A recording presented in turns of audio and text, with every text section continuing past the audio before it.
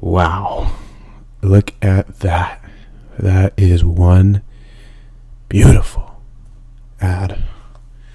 And today we are going to be doing an old print ad.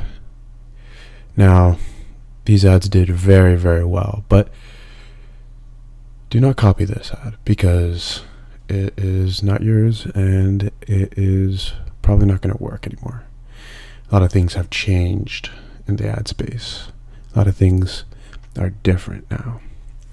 But I think today I wanted to show you how to the subtle text behind every written ad, and it's a little bit better than commercials. This is how you really learn copy right here, is with these old ads, because you could break down what they mean in each line and what it's provoking, in what emotions they're provoking into the reader. Okay, and this is very important. And a lot of internet gurus, YouTube ads, Facebook ads, Instagram ads, they don't exactly go by these rules. They just use templates. And you could just totally tell it kind of disrespects the reader, because you're kind of thinking you're assuming the reader's just gonna buy and buy and buy. But if you want to be a good copywriter, you have to assume that the reader doesn't give a fuck about you. Excuse my French. The reader actually hates you. The reader thinks you're an internet kook guru. So, in order to get past that defense mechanism, and that defense mechanism is pretty high now because there's just so many ads. There's just so many ads out there that as soon as they see the learn more button, they tune out. So, if you understand the meaning behind this art, I think of it as art. If you understand the meaning behind this, you'll be able to, number one, have a really cool conversation. Number two, I think you could persuade anything to do anything, buddy. Anybody to do anything in a good way. You got to use these powers for good. But this is basically it. Right now, it just looks like a simple ad. Looks like it could be part of the newspaper. It could be just a part of an article, but it was most definitely an ad. And they do this on purpose, so it's not like plumbing, get your plumbing $15 off, right? No. It just slowly eases you in. This is what I love about print ads too. So, let's begin with the headline. Do you make these mistakes in English? So already, if you compare this to an internet guru out there who's just already pointing out what's going to happen in the headline, in the whole video. 100K, get it now, real estate, Airbnb. You just scroll past it, right? But here it leaves it open for you to answer it. What mistakes is he talking about? Okay. And sure, then it goes down to Sherwin Cody's remarkable invention has enabled more than 100,000 people to correct their mistakes in English. Only 15 minutes a day required to improve your speech and writing. So, right there is the promise. Okay, so he's implying he could help your English with only 15 minutes a day. And he's implying that this invention, remarkable invention, he hides that, right? Now, today I would even hide Sherwin Cody, but we'll get into that a little bit later. So, promise he's going to help you with your English, improve your English with only 15 minutes a day. Okay? Now, many persons use such expressions as leave them, lay there, and Mary was invented as well as myself. Still others say between you and I instead of between you and me. It is astonishing how often who is used for whom and how frequently we hear such glaring pronunciations as for mid, able, ave, no, and new coupon, Middable, Avenue, and coupon. Few know whether to spell certain words with one or two C's or M's or R's, or with IE or EI, and when to use commas in order to make their meaning absolutely clear. Most persons use only common words, colorless, flat, ordinary. Their speech and their letters are lifeless, monotonous, humdrum. So right away, this is his lead paragraph right here. And what he's trying to do here is relate to if you are saying this. See, now this is where I say it should be a little bit different. I say, we got to kind of relate to this headline a little bit more, and just kind of what he's doing is explaining what he's saying right here. So correct their mistakes. Now this is a little dry. So what I would do is turn this whole thing, right, coupon, into like a whole story, right? And where you take coupon and you're like, oh, that could I went to Walmart and I added the coupon and I got it wrong. I didn't ever get a coupon. So and then it's just a huge classic mix up. So I mean, more stories into that, but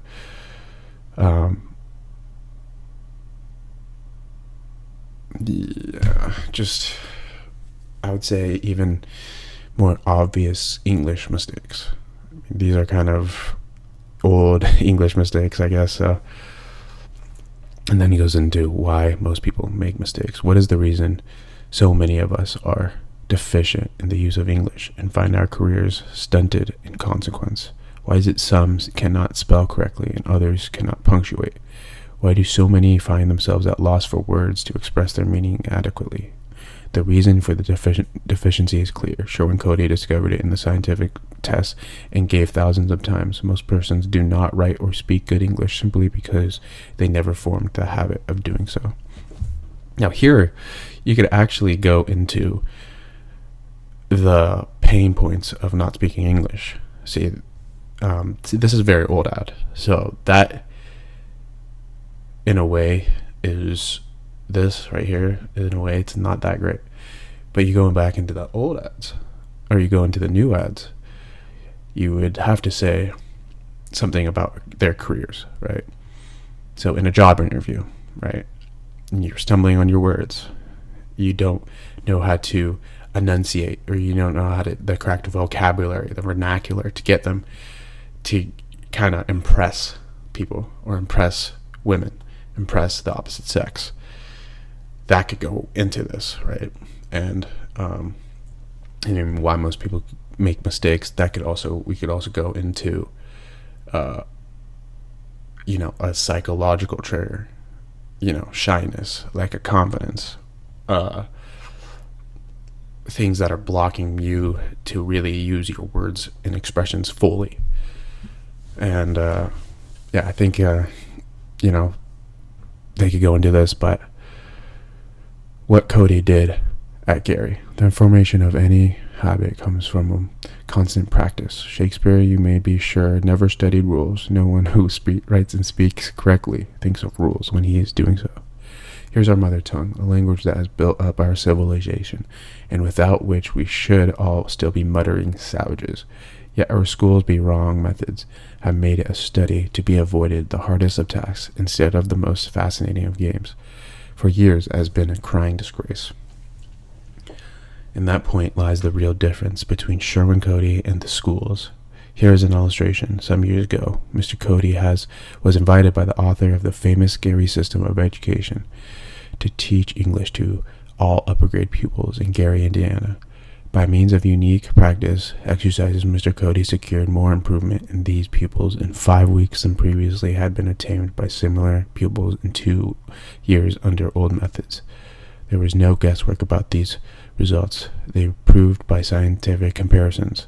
Amazing. I don't know what under there, interesting still, was the fact that the children were wild about the study. It was like playing a game. The basic principle of Mr. Cody's new method is habit forming. Anyone could learn to write and speak correctly by constantly using the correct forms. But how is one to know in which case what is correct? Mr. Cody solves this problem in a simple, unique, sensible way. So there it is. That is what he is selling. That's the kind of the unique mechanism. So he just kind of proved, he's kind of showing why his English course is a little bit different. So it's called habit forming, and he's comparing it to schools now. So, and if you want to get deep into copy, he's going to be using these words by means of unique practice exercises, right? The basic principle of Cody's new methods, right? He's giving the hype about a new method, this big. He doesn't really use that much big, but he uses new. He uses new discovery, breakthrough methods, and it's just kind of like getting you into more of a reading. But 100% correcting device. Don't know what that says. Every time you violate correct grammatical usage, every time you use the wrong word to express what you meant, suppose you could hear him whisper, "That is wrong. It should be thus and so." In a short time, you would habitually use the correct form and the right words in speaking and writing. If you continued to make those same mistakes over and over again, each time patiently, he would tell you what was right. He would, as it would be an everlasting mentor beside you, a mentor who would not laugh at you, but who would, on the contrary, support and help you. The 100% correcting device does exactly this thing. So now he's introducing a feature inside of it. It is Mr. Cody's silent voice behind you, ready to speak out whenever you commit an error. It finds your mistakes and concentrates on them. You do not need to study anything you already know. There are no rules to memorize. So here he's taking out the rules, right? And he's introducing this self-correcting device. So it's kind of like a mentor, having a mentor there. And it kind of doesn't allow you to just memorize everything, right? It's like an easy way. So now he's kind of using easy and safe way to get the mentor to be there and talk to you, right? So in your mind, in the customer's mind, you're thinking, what is this self-correcting device? How does Mr. Cody's silent voice come into my mind, right? And further, it just kind of makes you want to read more. So not only 5 minutes a day, and then it's blocked off right there. So for instance, statistics show that a list of 69 words with the repetitions make up more than half of our speech and letter writing. Obviously, if one could learn to spell, use, and pronounce these words correctly, one would go far without limiting incorrect spelling pronunciation. Similarly, Mr. Cody proved that there were no more than 12 fundamental principles of punctuation. If we mastered these principles, there would be no bugbear of punctuation to handicap us in our writing. Sorry. Similarly, Mr. Cody proved that there were no more than 12 fundamental principles of punctuation. If we mastered these principles, there would be no bugbear. I read that. Finally, we discovered that 25 typical errors in grammar constitute 9/10 of our everyday mistakes. When one has learned to avoid these 25 pitfalls, how rarely one can obtain the facility of speech, which denotes the person of breeding and education. When the study of English is made so simple, it becomes clear that the progress has made in a very... I'm going to skip this. Sherwin Cody has placed an excellent command of the English language within the grasp of everyone. Those who take advantage of this method gain something so priceless that it cannot be measured in terms of money. They gain a mark of breeding that cannot be erased as long as they live. They gain a facility in speech that marks them as educated people in whatever society they find themselves. They gain the self-confidence and self-respect which this ability inspires. As for material reward, certainly the importance of good English in the race for the success cannot be overestimated. Surely no one can advance far without it. free book on English. It is impossible in this brief review to give more than a suggestion of the range of subjects covered by Mr. Cody's new method and of what his practice exercises consist, but those who are interested can find a detailed description in a fascinating little book called How You Can Master Good English in 15 Minutes a Day. This is published by the Sherwin Cody School of English in Rochester. It can be had by anyone free upon request. There is no obligation involved in writing for it. The book is more than a prospectus. Unquestionably, it tells us one of the most interesting stories about education in English ever written. If you are interested in learning more in detail of what Sherwin Cody can do for you, send for the book. You Can Master Good English in 15 Minutes a Day. Merely mail the coupon, a letter, or post a card for it now. No agent will call. So, no agent will call. Free book. I would put the free book right here.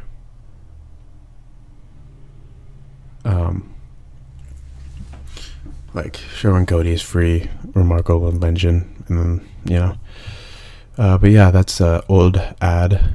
There's a few things I would change. Is just hyping up the video, hyping up the more benefits you're gonna get, right? Because he only used a few benefits right here, and it's sprinkled everywhere. But you could go deep into what the English vocabulary can do for you, right?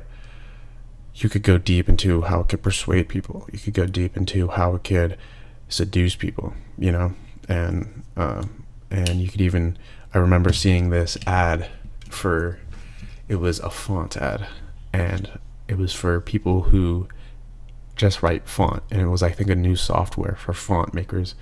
And it actually it was saying you want to know how to write in Arial, and then it just I can't explain it, but it was basically just going on what somebody who works with computer softwares or graphic design, and they want these kind of fonts, right? And it kind of just tickled them to make it more. So they kept saying write these pamphlets on top of, and then the font name, which I don't know, Times New Roman, let's just say that, for example. And it just was just juicy. It just made you really want it. But yeah, that's about it. I hope you enjoyed this one. I really like these letter ads, and I'm going to show you some newer ones in the future. But this is an old one. This is very old, and it's kind of when they made this, there wasn't that much market sophistication, so you could write anything and everybody will believe it. But this is the raw print ad. So yeah, I hope you guys like this, and I'll see you on the next print ad. Peace.